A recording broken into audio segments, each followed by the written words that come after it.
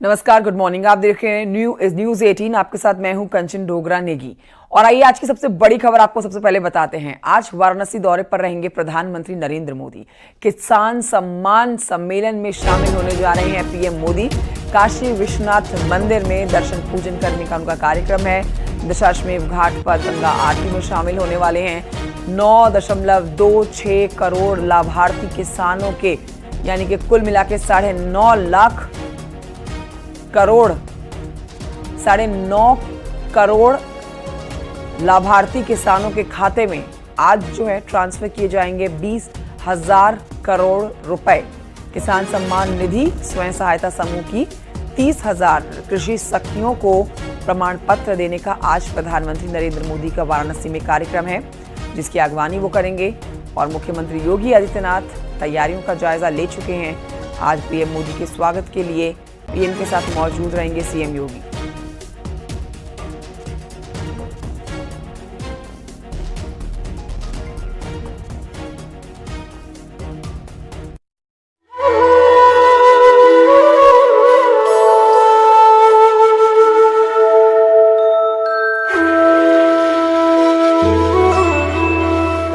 हर हर महादेव। तीसरी बार प्रधानमंत्री बनने के बाद पीएम मोदी अपने संसदीय क्षेत्र वाराणसी आ रहे हैं। पीएम मोदी के दौरे की शुरुआत किसान सम्मेलन से होगी। इसके बाद काल भैरव मंदिर और बाबा विश्वनाथ का जलाभिषेक करेंगे और शाम में दशाश्वमेध घाट पर मां गंगा का पूजन करेंगे। फिर मां गंगा की आरती में भी शामिल होंगे। पीएम मोदी का ये दौरा पूरी तरह से किसानों को समर्पित है। किसान संवाद कार्यक्रम में शामिल होंगे पीएम मोदी। देश के 9 करोड़ 60 लाख किसानों के खाते में किसान सम्मान निधि जारी करेंगे। डीबीटी के तहत 20,000 करोड़ से ज्यादा की 17वीं किश्त ट्रांसफर करेंगे। प्रधानमंत्री नरेंद्र मोदी तीसरी बार भारत के पीएम के तौर पर शपथ लेने के बाद पहली बार अपने संसदीय क्षेत्र वाराणसी आ रहे हैं। पीएम मोदी किसानों से संवाद भी करेंगे। किसानों के उगाए उत्पादों को देखने स्टॉल पर जाएंगे। 21 प्रगतिशील किसानों से मुलाकात करेंगे। इस दौरान सभी किसान भगवा टोपी में नजर आएंगे। किसानों और महिला समूह को 300 आवास देंगे। 167 किसान सखी को प्रमाण पत्र देंगे। ये महिलाएं ऑर्गेनिक फार्मिंग करती हैं। वहीं पीएम मोदी के दौरे से पहले यूपी के सीएम योगी आदित्यनाथ ने कार्यक्रम स्थल का निरीक्षण किया। यूपी सरकार में कैबिनेट मंत्री अनिल राजभर का कहना है कि सभी तैयारियां हो चुकी हैं।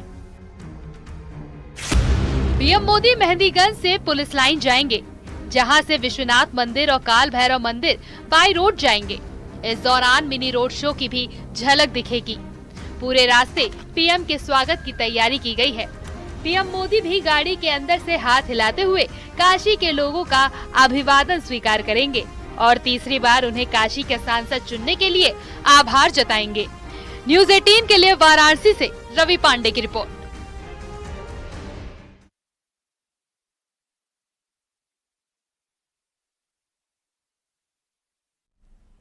और आइए आगे बढ़ते आपको बताते हैं, प्रधानमंत्री के आगमन पर एक बार फिर से वाराणसी में उत्साह देखने को मिल रहा है। तैयारियां पूरी कर ली गई हैं, जिसकी पहली तस्वीर वाराणसी के नमो घाट से सामने आई है। तस्वीरें आपको दिखा रहे हैं, नमो घाट की तस्वीरें आप देख रहे हैं, जहां के विजुअल्स आपको हम दिखा रहे हैं। और छात्रों ने रेत में प्रधानमंत्री नरेंद्र मोदी की ये खूबसूरत तस्वीर उकेरी है।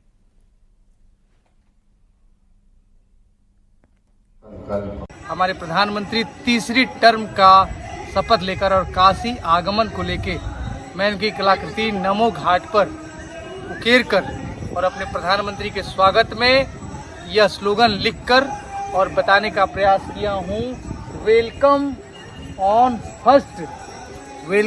First arrival to Kashi in the third term. तीसरे टर्म के शपथ लेने के बाद अपने प्रधानमंत्री के स्वागत में यह कलाकृति काशी वासियों की तरफ से समर्पित है। और आइए आपको सियासत से जुड़ी हुई एक और बड़ी खबर बताते हैं। राहुल गांधी ने केरल की वायनाड सीट छोड़ने का फैसला कर लिया है। राहुल गांधी ने उत्तर प्रदेश की रायबरेली सीट पर सांसद बने रहने का फैसला लिया है और अब वायनाड सीट से प्रियंका गांधी वाड्रा चुनाव लड़ने जा रही है। एक बड़ा अपडेट आपको दे रहे हैं। अब इसी बात के ऊपर कयास लगाए जा रहे थे कि अब होगा क्या आगे, राहुल गांधी किस सीट को छोड़ेंगे, किस सीट के ऊपर सांसद बने रहेंगे। फैसला ले लिया गया है। बैठक के बाद प्रियंका गांधी का नाम फाइनल हुआ है, जो वायनाड सीट से चुनाव लड़ेंगी।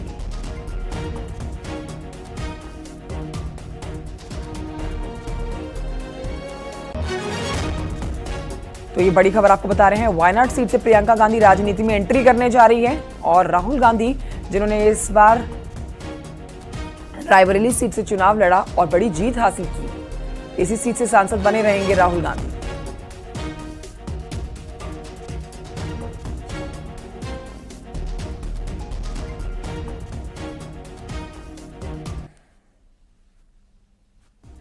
तो मल्लिकार्जुन खड़गे के निवास पर हुई बैठक के बाद ये फैसला ले लिया गया है। अब राजनीति में एंट्री करने जा रही हैं। आपने पीछे सुना था राहुल गांधी को जब आभार व्यक्त करने के लिए रायबरेली की जनता के बीच में पहुंचे थे कि अगर प्रियंका गांधी वाराणसी में पीएम मोदी के खिलाफ चुनाव लड़ती तो जीत जाती। अब देखना होगा कि वायनाड में जिस तरह से 2 बार जीत हासिल की है राहुल गांधी ने, अच्छे मार्जिन से जीत हासिल की है, क्या वैसी ही बड़ी जीत प्रियंका गांधी भी दर्ज करती हैं या नहीं।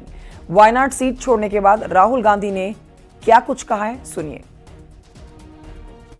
प्रियंका वायनाड से चुनाव लड़ेगी, मगर मैं भी पीरियोडिकली वायनाड जाऊंगा और जो वायदे हमने वायनाड को किए थे उनको हम पूरा करेंगे।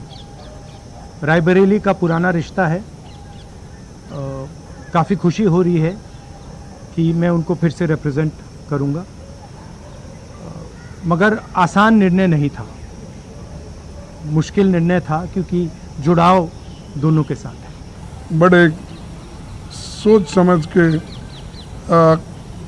हमने तय करा कि वायनाड से खाली सीट पे प्रियंका जी लड़ना चाहिए और इसीलिए हम पार्टी के ओर से और मेरे ओर से उनको धन्यवाद देता हूं कि हमारी बात को उन्होंने रखी है और माना है दोनों ने।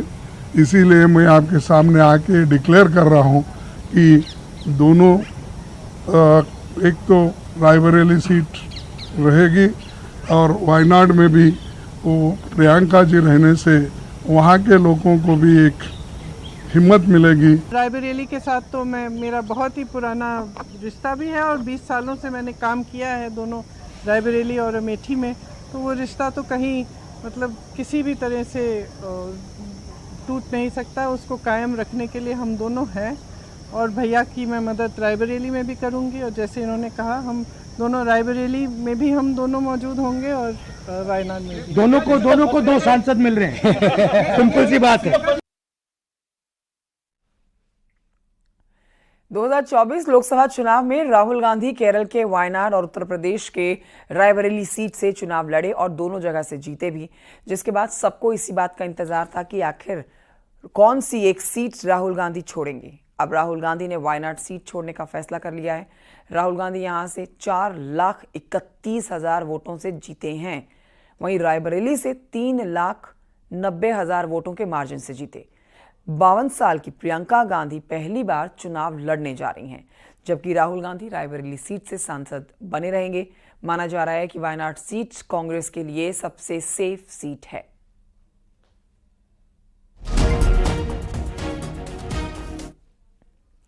राहुल गांधी वायनाड और रायबरेली सीट से जीते। राहुल ने रायबरेली सीट छोड़ना नहीं बल्कि वायनाड सीट छोड़ना ही सही समझा और अब राहुल गांधी रायबरेली से सांसद बने रहेंगे और वायनाड सीट छोड़ने का उन्होंने फैसला कर लिया है।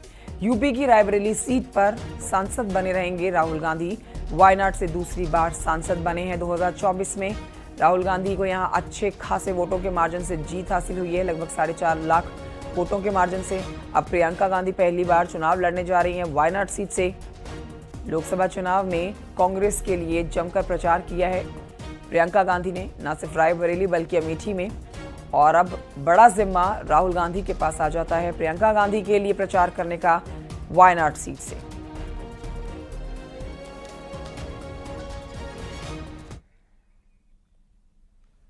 उधर कांग्रेस जहां राहुल गांधी के फैसले का स्वागत कर रही है, तो वहीं बीजेपी रायबरेली से वायनाड तक परिवारवाद का आरोप लगा रही है। भारतीय राष्ट्रीय कांग्रेस के नेतृत्व एवं अपने नेता राहुल गांधी के प्रति कृतज्ञता अर्पित करता हूं, धन्यवाद देता हूं कि उन्होंने बिल्कुल सही निर्णय लिया कि रायबरेली की सीट से वो बने रहेंगे और वायनाड की सीट से प्रियंका गांधी जी चुनाव लड़ेंगी। इस तरह दोनों सीट पर गांधी परिवार का प्रतिनिधित्व बना रहेगा। राहुल गांधी जी ने तय किया है कि वो रायबरेली के सांसद बने रहेंगे और वायनाड सीट को त्याग देंगे। इससे दो चीजें स्पष्ट होती है। पहली बात कि परिवारवाद की गाड़ी रायबरेली से अब वायनाड तक वो ले जाना चाहते हैं, और दूसरी बात उससे ज्यादा गंभीर है, उन्होंने कभी भी वायनाड के लोगों को यह नहीं बताया कि वो रायबरेली से भी चुनाव लड़ेंगे, और अब उस सीट को त्याग रहे हैं तो वहां की जनता जिन्होंने उन्हें बहुत उम्मीद के साथ दूसरी बार चुना है, उनके मन में क्या बीत रही होगी। वहीं बीजेपी सांसद और पूर्व उप मुख्यमंत्री दिनेश शर्मा ने कहा है कि राहुल गांधी रायबरेली से इस्तीफा देने से डर गए हैं और इसलिए उन्होंने वायनाड सीट छोड़ने का फैसला किया है। कांग्रेस राहुल के फैसले से उत्तर भारत में कांग्रेस के और मजबूत होने का दावा कर रही है। जो प्रियंका जी कहती थी लड़कियों लड़ सकती हूं, अगर लड़ सकती हूं तो आओ उत्तर प्रदेश से लड़ो, लेकिन उत्तर प्रदेश से भागकर वो वायनाड पहुंची हैं और वायनाड से भी उनको मैं समझता हूं असफलता मिलेगी। और वायनाड की जनता भी जानती है कि ये दोनों भाई बहन जो हैं केवल अपनत्व का झांसा देते हैं और tata bye bye hi hi hello hello वाले लोग हैं, और ये केवल चुनाव के सरगर्मी के दौरान चुनाव में पिकनिक मनाने आते हैं। तो मैं समझता हूं कि वायनाड की जनता भी जागृत होगी और प्रियंका जी के जीवन का जो पहला चुनाव होगा वो हार के साथ शुरू होगा। और जिस तरीके से गांधी परिवार ने एक देश के लोगों के साथ जो रिश्ता बनाया, वो निश्चित तौर से बहुत ही, जिसकी जितनी प्रशंसा की जाए कम है, बहुत काबिल तारीफ है। और रायबरेली से पहले ही सोनिया जी ने कहा था कि मैं अपना बेटा सौंप रही हूँ, और वो गांधी परिवार ने साबित कर दिया कि जैसे गांधी परिवार के वरिष्ठ लोगों ने सेवा की है रायबरेली की, अमेठी की, उसी प्रकार से आदरणीय राहुल जी भी अपनी सेवा उस तरह से करेंगे। और वायनाड से भी जो वहाँ के लोगों ने जो प्यार सम्मान राहुल जी को दिया, उसी प्रकार प्रियंका जी भी वहाँ के लोगों के साथ जुड़कर काम करेंगी। हालांकि बीजेपी ने दावा किया है कि वायनाड से प्रियंका का चुनाव लड़ना आसान नहीं होगा। वायनाड की जनता पारिवारिक कंपनी को नकार देगी। बहुत अच्छा रनअवे ब्राइड मूवी देखी थी ना, हमेशा भागते रहते हैं दुल्हन, तब राहुल गांधी वायनाड से भागे। अच्छा है, प्रियंका गांधी लड़े, शुभकामनाएं। हालांकि चुनाव आसान नहीं होगा उनके लिए, क्योंकि हम भी पूरी ताकत से लड़ेंगे, कम्युनिस्ट भी लड़ेगी, हल्की मुस्लिम लीग का सपोर्ट तो उन्हीं को रहेगा। लेकिन अगर जीत गई गलती से तो लोकसभा बड़ा इंटरेस्टिंग होगा, क्योंकि किस इंटेंशन से उनको लड़वाया गया है। और लोकसभा में भाई बहन के बीच में कंपटीशन होगा, स्पर्धा होगी, ज्यादा नकारा कौन है। कांग्रेस कोई पार्टी नहीं, एक पारिवारिक कंपनी है, ये तो आज सिद्ध हो गया। माताजी राज्यसभा में होंगी, बेटा जी लोकसभा की एक सीट से होंगे और प्रियंका जी को लोकसभा की दूसरी सीट से, मतलब तीनों सदस्य सदन में होंगे। ये तो परिवारवाद का एक परिचय है ही। परंतु एक बात और भी स्पष्ट हो गई, राहुल गांधी जी ये समझ गए हैं कि जो जीत तो इनको मिल गई है उत्तर प्रदेश में कुछ सीटों पर समाजवादी पार्टी के वोट के बल पर, अब वहां पर उपचुनाव कराने से उनकी सीट पर खतरा आ सकता है। क्योंकि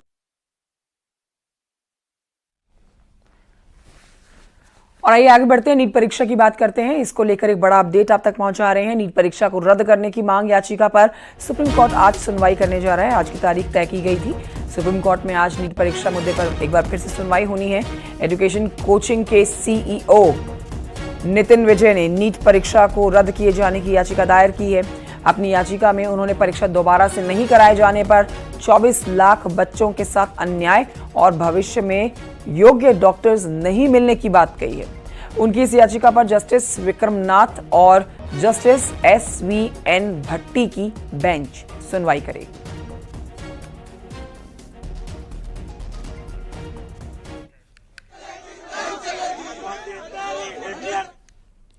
खबर ये आगे बढ़ते आपको बताते हैं। बीजेपी सांसद ओम बिरला के घर पर आधी रात तक बीजेपी की अहम बैठक चली है। बड़ी जानकारी आपको दे रहे हैं। देर रात तक ये बैठक चली है, जिसमें करीब 10:30 बजे तक केंद्रीय गृह मंत्री अमित शाह, केंद्रीय स्वास्थ्य मंत्री जेपी नड्डा, केंद्रीय मंत्री किरेन रिजिजू और केंद्रीय मंत्री प्रहलाद जोशी के अलावा संगठन मंत्री बीएल संतोष, ओम बिरला, इनके घर पर यह बैठक हुई है। सोर्सेज के मुताबिक ये जानकारी मिल रही है कि बैठक की रात करीब 12 बजे तक चलने की जानकारी है, जिसके बाद सभी नेता अपने अपने आवास के लिए निकल गए हैं। सोर्सेज के मुताबिक ओम बिरला के आवास पर हुई बैठक में आगामी संसद सत्र के संचालन की रणनीति पर चर्चा हुई है। ओम बिरला ने इस पर अभी स्पष्ट तौर पर कुछ नहीं कहा है, लेकिन ओम बिरला के आवास पर यह महत्वपूर्ण बैठक देर रात तक चली है, जिस पर आगामी उपचुनाव, इन मुद्दों पर चर्चा की गई है।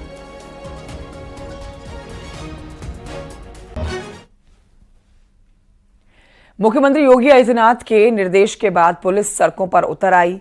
गाड़ियों पर लगे हुए हूटर, लाल नीली बत्ती और काली फिल्म हटाने के लिए अभियान चलाया जा रहा है।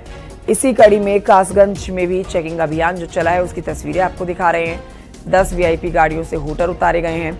एसडीएम की निजी गाड़ी से फ्लैशर लाइट उतारी गई हैं। 7 वाहनों से काली फिल्म उतारी गई है।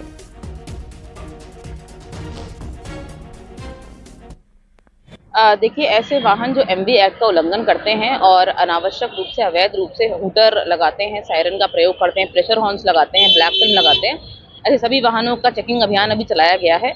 और यहाँ जिस पॉइंट पे हम खड़े हुए हैं, वहाँ पर लगभग 10 हूटर निकाले गए हैं और एक वाहन जो है वो नीली बत्ती के साथ में घूम रहा था, उसको हटाया गया है। साथ साथ में 7-8 ब्लैक फिल्म्स भी उतारवाई गई हैं और इन सभी वाहनों का जो सुसंगत एमवी एक्ट की धाराएं हैं, उसमें चालान भी किया गया है। यूपी ने बकरीद पर फिर से पूरे देश में मिसाल पेश की है। कल बकरीद के दिन न सड़कों पर नमाज अदा की गई और न ही प्रतिबंधित पशुओं की कुर्बानी हुई है। सीएम योगी की अपील रंग लाई है। मुस्लिम धर्मगुरुओं ने भी सीएम की अपील का समर्थन किया था। प्रदेश भर में मुसलमानों ने ईदगाहों में ही ईद की नमाज अदा की थी और 30,000 से ज्यादा जगहों पर बकरीद की नमाज अदा की गई। करीब 3,000 संवेदनशील जगहों पर सुरक्षा के पुख्ता इंतजाम देखे गए। बकरीद पर तय जगहों पर ही कुर्बानी दी गई। संवेदनशील इलाकों में ड्रोन से निगरानी रखी गई।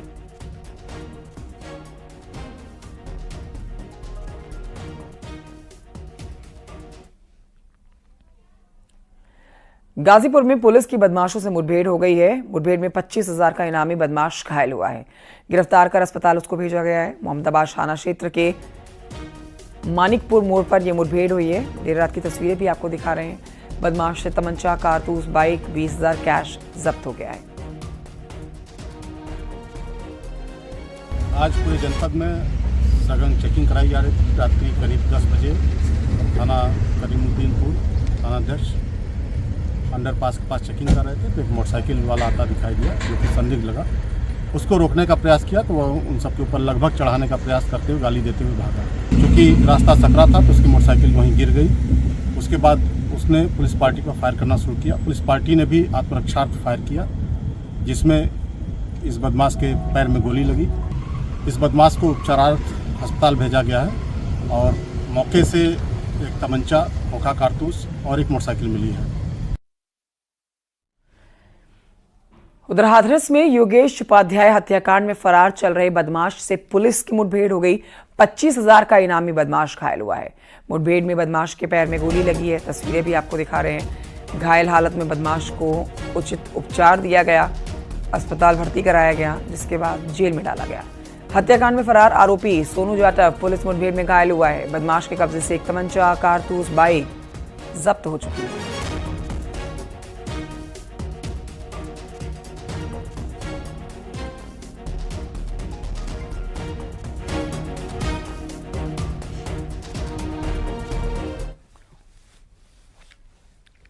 खबर आजमगढ़ से, जहां पर रात के अंधेरे में प्रेमिका से मिलने पहुंचे प्रेमी को पहले बंधक बनाकर पीटा गया, फिर बक्से में बंद कर दिया गया। बक्से में बंद करने से पहले प्रेमी को बंधक बनाकर जमकर पीटा गया है।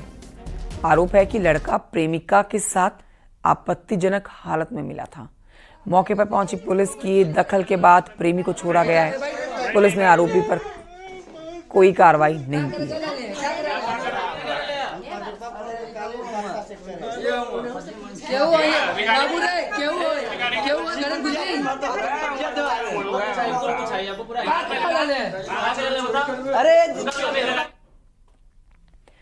आइए आगे बढ़ते आपको बताते हैं। इस बीच महाराष्ट्र के संभाजी नगर से चौंकाने वाला एक जो मामला आया है, उसमें कार के अंदर रील बना रही एक लड़की की जो कार है वो खाई में जा गिरी है, जिसका वीडियो भी सामने आ गया है।